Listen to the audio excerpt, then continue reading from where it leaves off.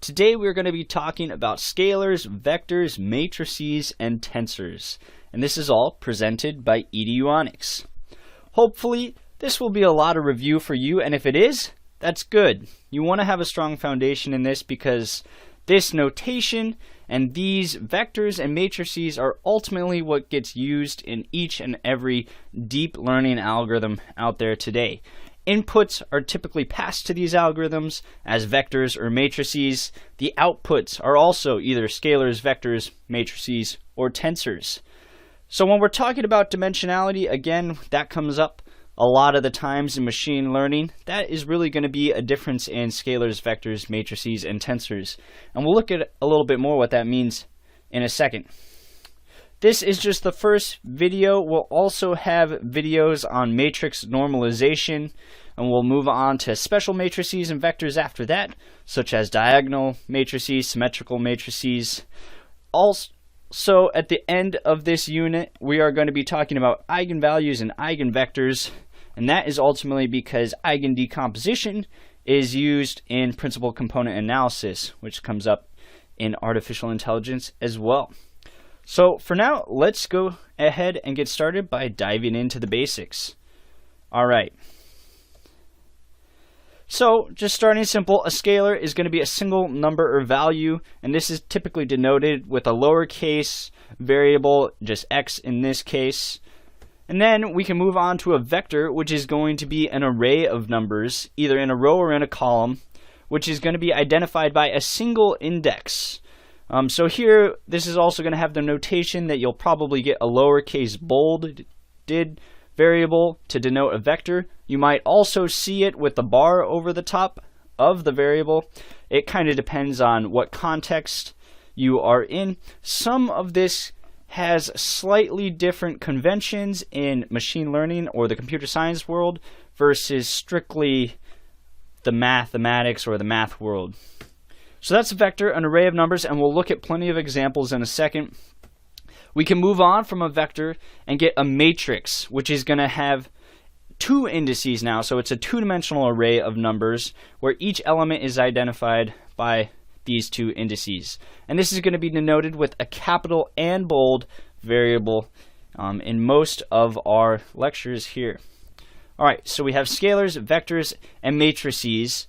And so you can see the trend here. A scalar kind of starts as, you could think about it as a single a point perhaps, no dimensions. A vector gets one dimension, it's now an array, and then a matrix is going to have two dimensions. So let's look at some examples because it's a lot easier to see when you're actually looking at the numbers. Alright, so here on the left we have an example of a scalar, a vector, and a matrix. So the scalar, we noted, is just any real number. It's a single value. And then the vector now has one indice. So this could be either a row vector or a column vector. You see the row vector on the left, the column vector on the right. Again, since this still only has one indice, it's still considered a vector. However, as soon as you add another indice, you get the matrix. So let's look at the general formula for those. We denoted the scalar with just a variable. The vector here, we start to get indices, and this is really what denotes the difference between a vector or a matrix, is the existence of only one indice, or moving to the matrix, the existence of two indices. And we'll talk more in depth about indexing in a second. So for the vector, we have these indices going from 0, 1, all the way up to n. This is going to be just integers. And then that also holds if you have a row vector or a column vector. Either one is just going to go from 0 to n. And that's kind of convention. A lot of the time in the computer science world, you're going to see that the vector indices or the matrix indices are going to start at 0. Sometimes in mathematics, you're going to have them start at 1. However, since it's more common to see the 0 when you're working on a computer, I'll try to use that notation most of the time. Alright, so the matrix as well, we're going all the way from 0, 0 to mn here. So this is in a row column format. And let's take a little bit of a deeper look at that indexing. So rows is going to go downward. These are all the rows across that you have. Columns are moving to the right. So in this scenario, we are going to have n columns all the way from 0, 1, 2, 3, on and on to n. And then we're going to have m rows, 0, 1, 2, 3, all the way up until m. So these can be any size. When you start thinking in the context of computers, you can have matrices that get very, very large very quickly, because m and n here can be very large numbers.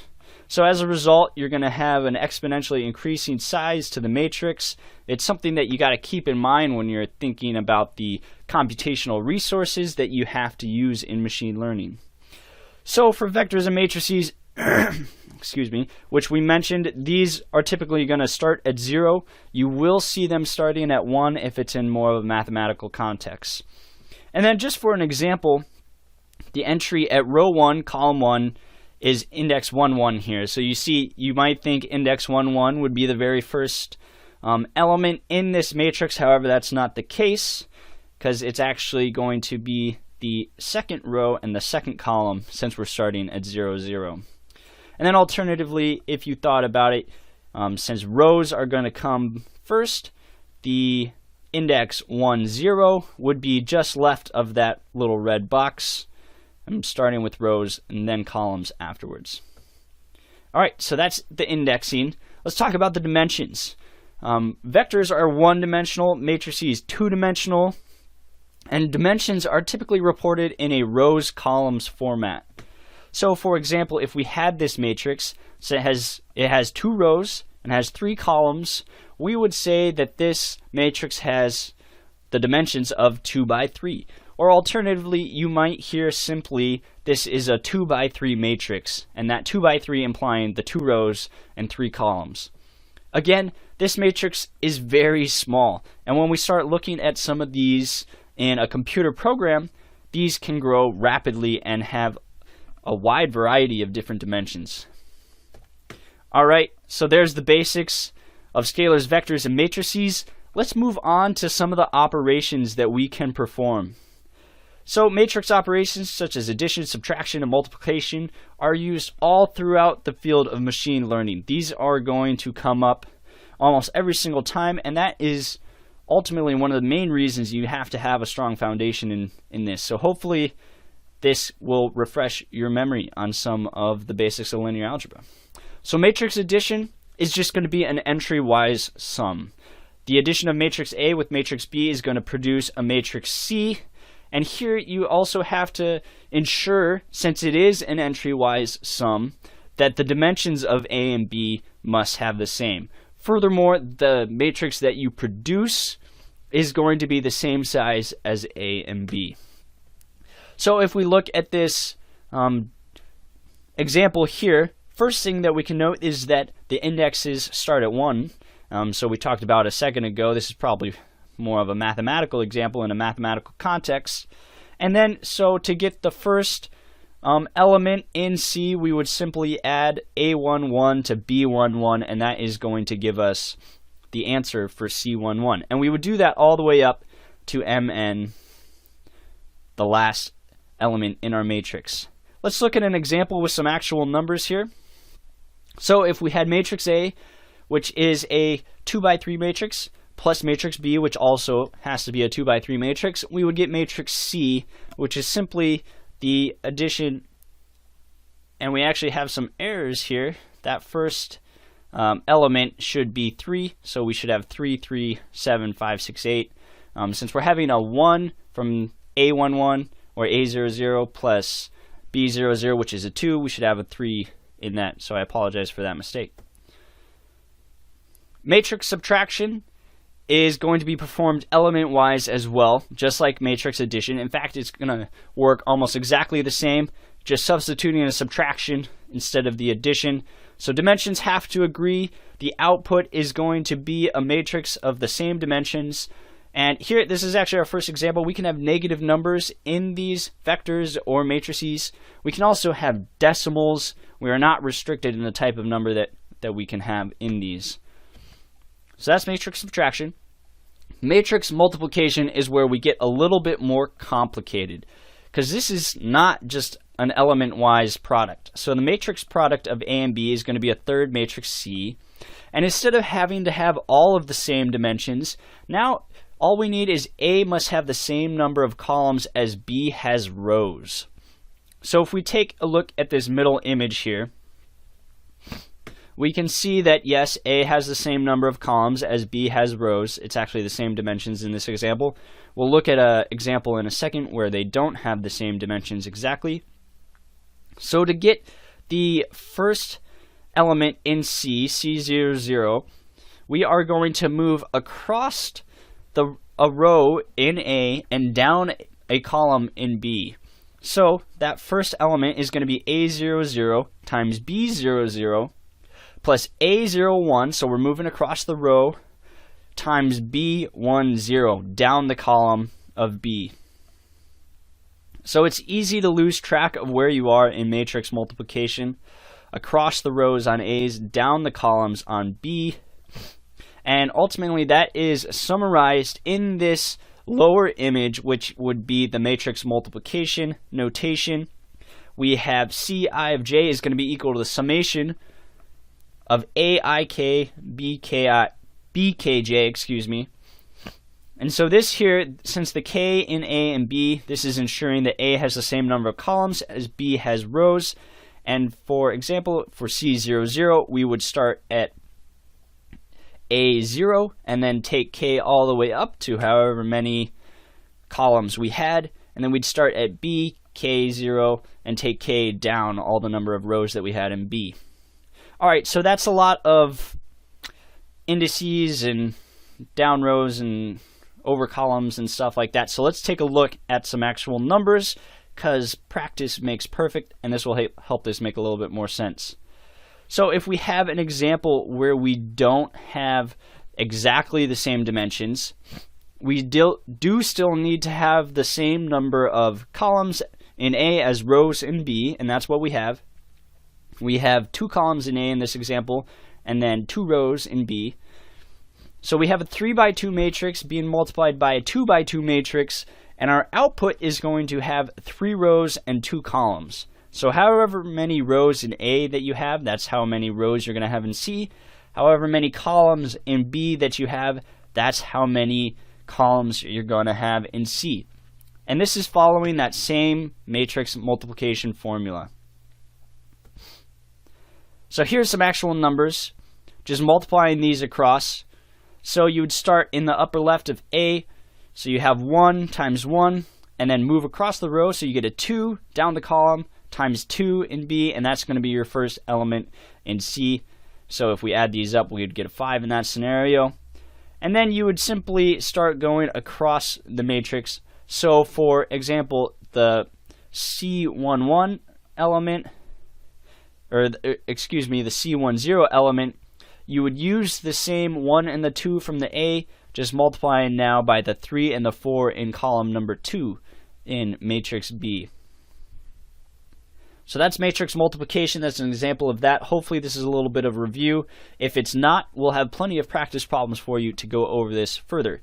As well, in Python or R, matrix multiplication is very easy to do, so we'll play around a little bit with how to multiply matrices using those programs. Alright, some properties of matrix multiplication. Matrix multiplication is distributive, so our same multiplication properties apply here. It's also associative. However, it's not commutative, so A times B does not always equal B times A. That is the main difference here, since our dimensions could change depending on which order we multiplied them in. So these properties still hold. That will come up from time to time. It's a good idea to keep those in mind. Alright, so that's some matrix operations. However, arguably the most important matrix operation that we're actually going to come across in machine learning is the matrix transpose. So let's talk about that now. The transpose of a matrix is simply an operator which is going to flip the matrix over its main diagonal. And the main diagonal, of course, is going to run from the top left to the bottom right. So if we look at that here, this arrow is going to summarize the main diagonal running from the top left to the bottom right. And then the indices of the rows and the columns are going to be switched. And so you see here this superscript T, that's how you denote a transpose. It's going to be a superscript T, and you see that in the top right of the first matrix. And then on the right we get the transpose, so the indices are switched. You see along that top row we now have A00, A10, A20. So we're not just switching our notation here, we're actually switching those elements. So we're flipping our rows and columns. And let's take a look at some examples for that, because that will make it easier to understand.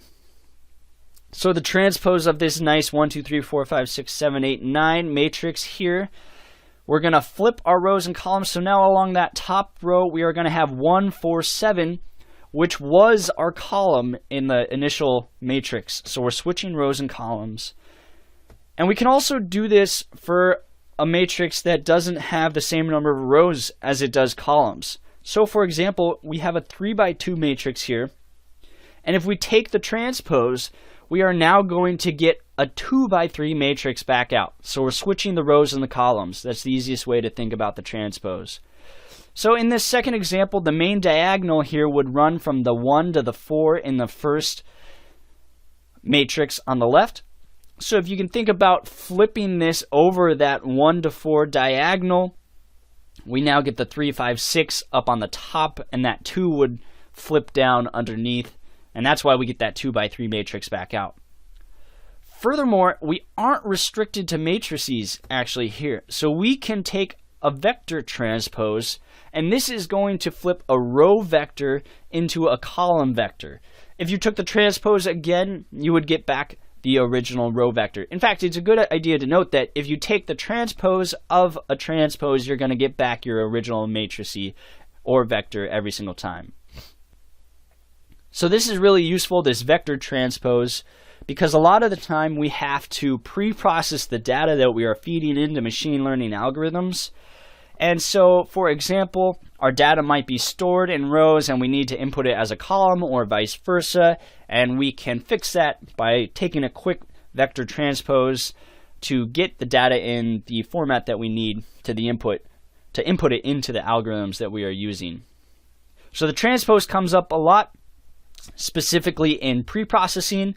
However, it will also be used in some layers of deep neural networks from time to time. So there's the matrix transpose. That is very common. However, let's take this one step further, or actually several steps further, and cover tensors. So matrices have two axes, and I hope you noticed the trend in the first slide. We went from a scalar, which had no indices. We went to a vector, which had 1. A matrix had 2. We don't have to stop there. We can keep going.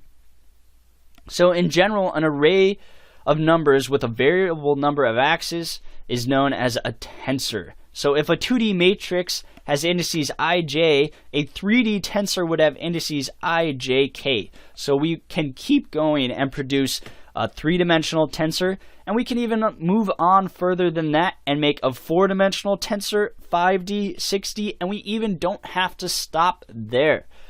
So these are getting harder and harder to visualize simply because we are living in a 3-dimensional world. You're probably looking at this on a 2-dimensional screen, and so it's difficult to do. However, a computer can handle this very easily. A 6-dimensional tensor is no more difficult than a 2-dimensional tensor or a matrix for the computer to handle. You will have a much larger number of parameters simply because it's growing in size, so it does get more computationally expensive. However, in theory, nothing changes. So we can have any number of dimensions on these different arrays. We could have a 100-dimensional tensor go all the way up simply using our computers. The computers handle these very well. So there's no reason to stop at the 2D matrix. And that's just important to note because a lot of the times in these machine learning algorithms, you're going to be working with high-dimensional data or high-dimensional layers of a neural network. For example, in deep neural networks, oftentimes you take an input, which is going to be a two-dimensional matrix. For example, if you're using an image as an input, and the inner layers of that are going to have a higher number of dimensions. And so we're covering this because those layers and those weights and those inputs are going to take these structures from time to time. It's a good idea to just understand them fairly well to start, so that when they come up in machine learning, you have an understanding of the actual data structures or the data types that are being used. All right, so that's tensors, and that actually brings us to the end of this first video on scalars, vectors, matrices, and tensors. That was pretty quick, and that was just the bare bones basics, and that's why we're going to supplement this video with a project where we can explore some of these matrices and tensors, vectors as well, using Python and NumPy, which is a computational library for Python. In the next video, we're going to cover matrix normalization, such as absolute value norms, Euclidean norms, and so stay tuned for that because those come up all the time as well. Thank you very much for listening.